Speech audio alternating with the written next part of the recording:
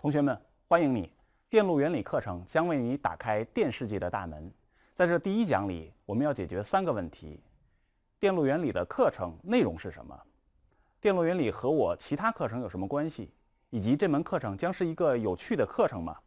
解决完这3个问题以后，我们将为你开启神奇的电路之旅。在学习这门课程之前，也许你已经有一些其他的想法，这些想法可能包括：我已经在高中阶段学过电路了，一些基本的电路分析我已经会了，为什么还要学呢？还有，这门课程和我的其他的课程有什么关系呢？因为我想大多数选这门课程的同学可能是 EECS 方向的。第3件事情，这门课程仅仅是一门学术类的课程吗？它和我的日常生活会有怎样的关系呢？我们这一讲就来回答这3个问题。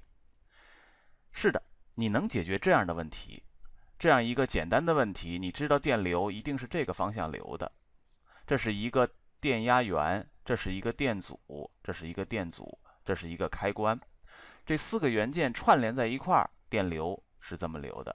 你能够知道 I 等于 US 比上 RI 加上 RL， 在这个开关闭合的时候，这是一个简单的电路。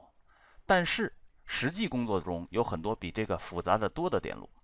对于左侧这个电路来讲，你也知道电流一定是这么流的，一定是这么流的，一定是这么流，一定是这么流，一定是这么流，这都没有问题。但是对于 R5 这样一个电阻元件来说，电流是这样流的呢，还是这样流的呢？你不知道。在你高中阶段所学的知识里，你无法求解 R5 上的电流，从而也无法知道 R5 上的电压。右边这个电路看起来就更复杂了，它出现了一个新的元器件电容。电容的出现使得电路分析更复杂了，同时也使得电路更加精彩纷呈了。那么下面我们就来正式的说一说大学的电路和高中的电路有什么区别。首先，在大学的电路里面，元器件更加丰富多彩。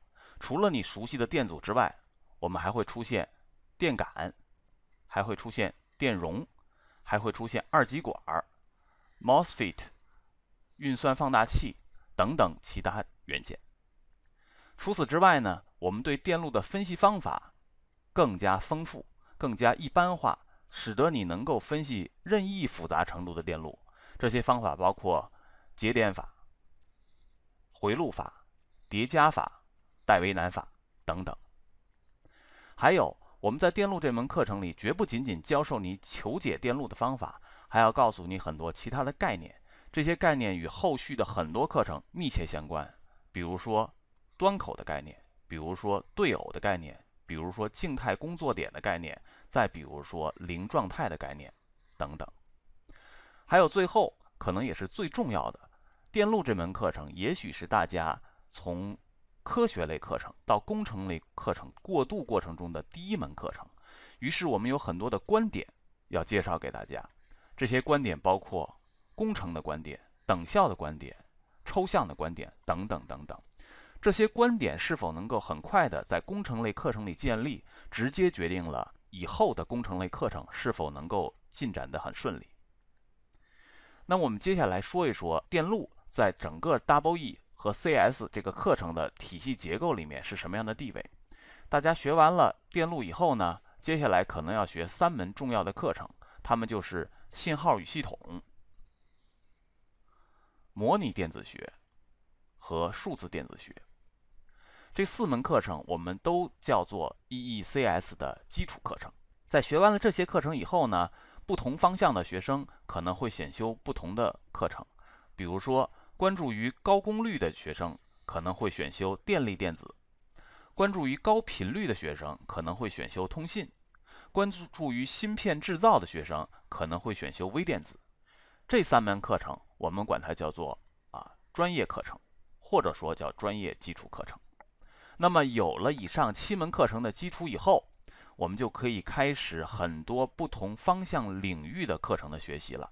比如说，如果说你对能量的处理感兴趣，你可以选修关于电力系统的一系列的课程。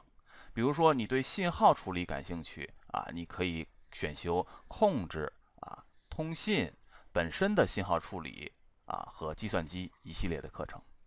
所有这些研究领域综合在一块儿，就构成了无处不在的 IT 和能量。那么所有的这些课程就是归于应用类的课程。所以从这幅图可以看得出来，电路是所有 EECS 类课程最核心的一门课，值得大家高度关注。那么我们用几句话来简单介绍一下电路的基本特征。首先，电路是由若干基本元件来构成的。大家看下面这3个电路不要被这3个电路所唬住。这些电路在我们的电路原理课程里都会给大家讲授清楚是什么功能，如何进行分析。它们都包括了电源、电阻、运算放大器、MOSFET、电感、二极管这些基本元件来构成。那么它们都具有能量处理或者信号处理的功能。比如说左边这个电路，它就是一个减法器电路；中间这个电路，它就是一个宇飞门电路；右边这个电路就是一个降压斩波器电路。它们在信号处理和能量处理方面都有非常重要的实际应用价值。第3点，电路是可以被系统化的分析的。我们将在这门课程里给大家讲授很多种系统化分析方法，让你对任何一个电路，对任意复杂程度的电路都能够进行分析。第4，它可以被用来设计具有新的功能。比如说，对于降压斩波电路来讲，我们就可以设置不同的电感值，使得负载上的电压获得不一样的值。比如说，对于减法器电路来讲，我们就可以选取不同的 R1 值和 RF 值，使得 U1 和 U2 减法的倍乘系数不一样。这就是电路的4大特征。